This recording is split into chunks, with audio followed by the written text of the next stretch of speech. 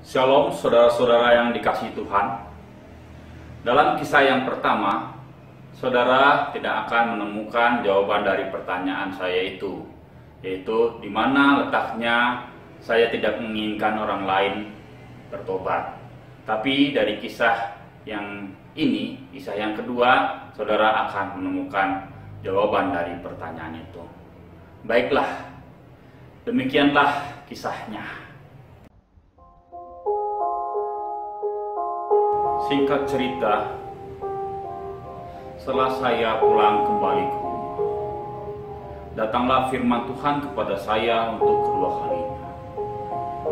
Bangunlah, pergilah ke Niniwe, kota yang besar itu, dan sampaikanlah kepadanya seruan yang kufirmankan kepadamu.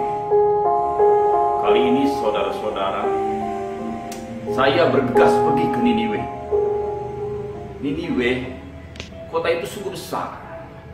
Kalau dikelilingi dengan berjalan kaki, kira-kira itu membutuhkan 3 hari perjalanan. Saya memasuki kota itu. Selama 1 hari saya berjalan terus agar dapat sampai ke pusat kota. Sesampainya di pusat kota, saya pandang sekeliling untuk mencari tempat yang mencolok dan lebih tinggi. Setelah saya mendapatkannya, saya pun ke sana dan bersiap-siap untuk menyampaikan firman Tuhan. Saudara-saudara, dada saya berdegup kencang. Saya teringat perkataan saudara-saudara laki-laki saya dahulu. Terus terang saya getar. Tetapi saya tetap menyampaikan pesan itu. Alih-alih saya menyampaikannya dengan berwibawa, saya menyampaikannya lirik sekali.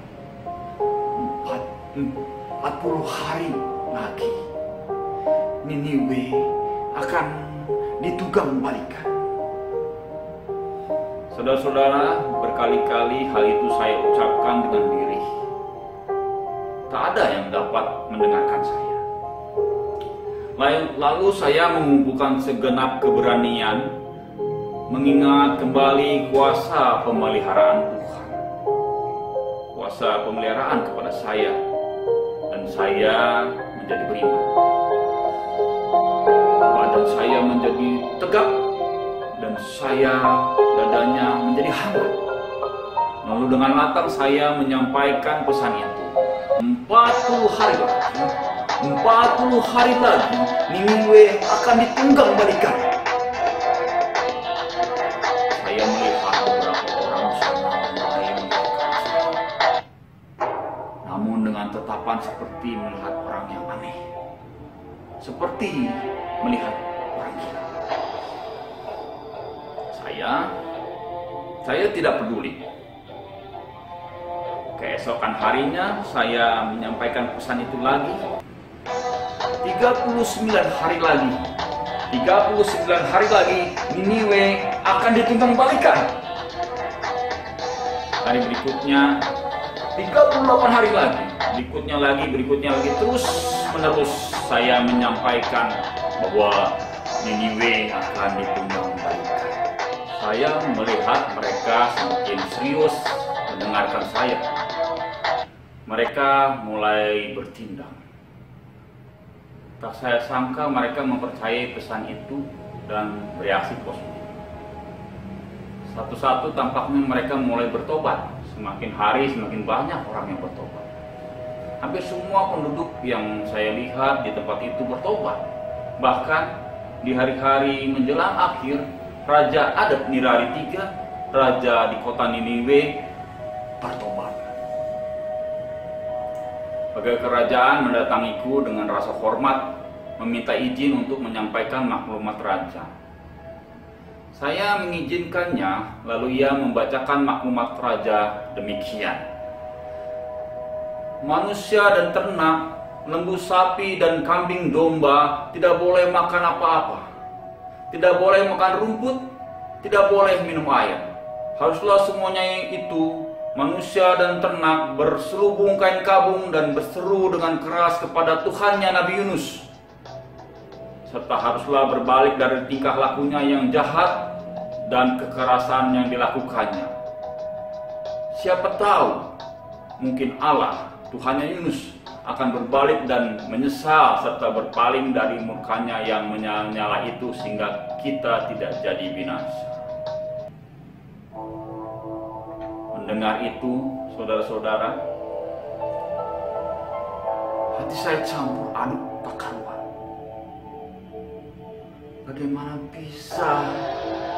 Bagaimana bisa yang kejam ini dapat bertobat begitu rupa? Bagaimana kalau kota ini tidak jadi ditunggang balikan Tuhan? Apa jadinya dengan bangsa saya, bangsa Israel? Dan jika bangsa-bangsa lain ditaklukkan mereka dan dibuang ke pengasingan, apakah bangsa saya akan mereka kecualikan? Apakah mereka tak akan menyerang Israel? Demikianlah hati saya berkecamuk. Setelah pertobatan masalah itu, saya menyingkir dari kota itu. Saya menjadi sangat kesal. Saya marah kepada Tuhan.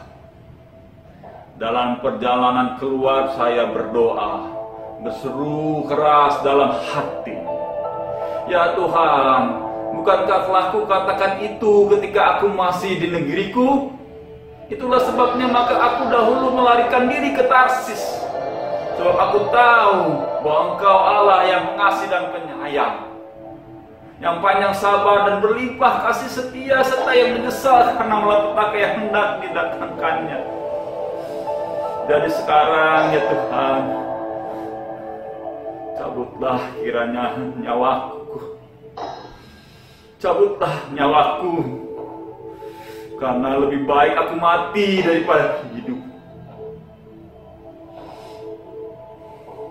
Tetapi firman Tuhan berkata, "Layakkah engkau marah?" Wah, terus terang saudara-saudara, saya semakin marah dengan jawabannya seperti itu. Lalu dengan hati yang berkecamuk, saya keluar dari kota itu, menyusuri jalan ke arah timur. Agak jauh dari kota itu, di sebelah timur, di tempat yang tinggi, saya mendirikan tenda darurat dari ranting-ranting yang sudah kering. Saya mengamat-amati kota itu, menunggu apa yang akan terjadi. Saya mengharapkan penduduk Niniwe tidak bertobat sungguh-sungguh, sehingga Tuhan tetap menunggang-balikan kota itu seperti ketika Tuhan menunggang-balikan kota Sodom dan Gomora. Saudara-saudara, hari itu adalah hari ke-39. Udara dan angin saat itu begitu kering, panas dan sangat menyiksa. Kerongkongan saya kering sekali. Malamnya saya kedinginan, menggigil sekujur tubuh.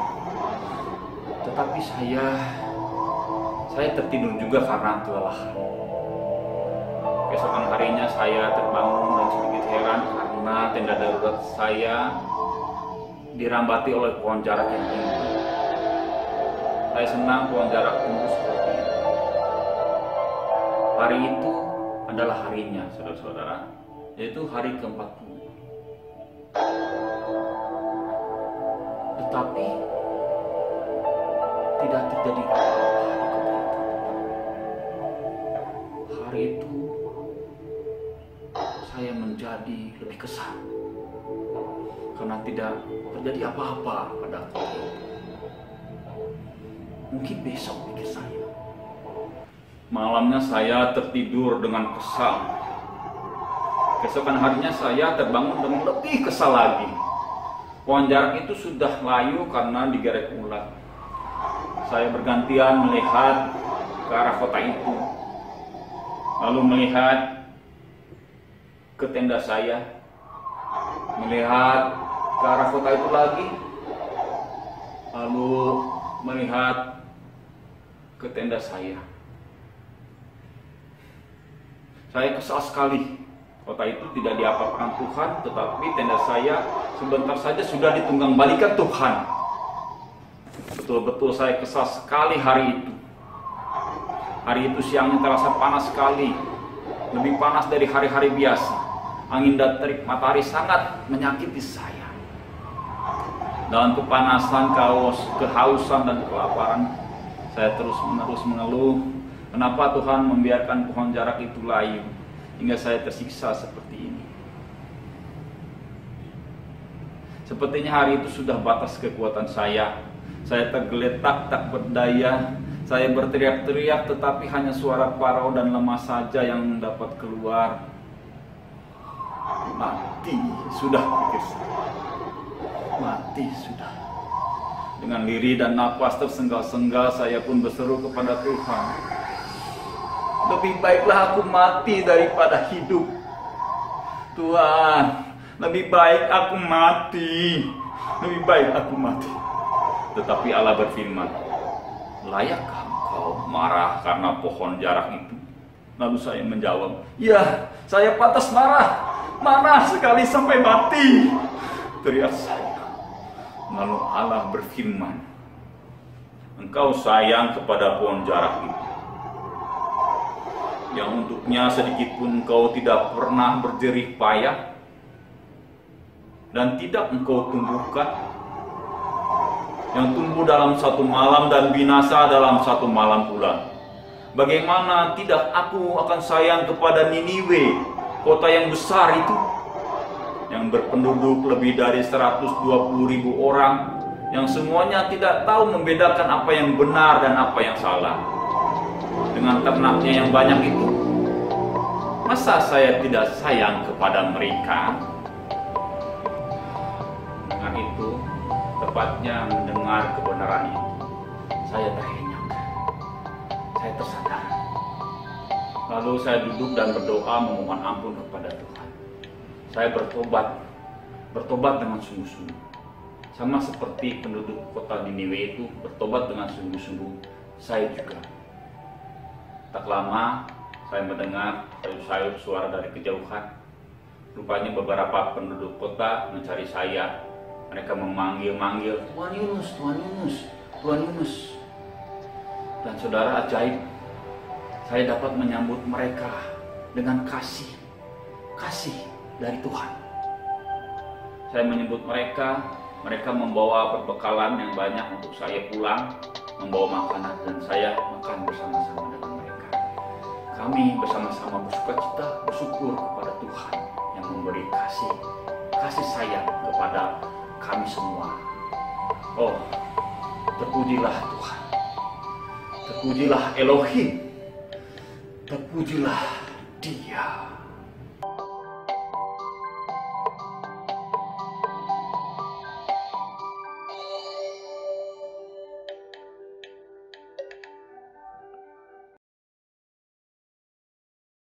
Saudara-saudara yang dikasihi Tuhan Yesus, melalui kisah tadi, saya ingin menyampaikan 3 hal. Yaitu 1, jika Tuhan memberi perintah, maka segeralah laksanakan perintah itu. 2, kasihilah orang-orang seperti Tuhan mengasihi mereka. 3, jika kita bertobat, maka baiklah pertobatan kita itu sungguh-sungguh. Artinya kita melakukan perbuatan-perbuatan yang sesuai dengan pertobatan itu. Demikianlah, Tuhan memberkati. Mari kita berdoa.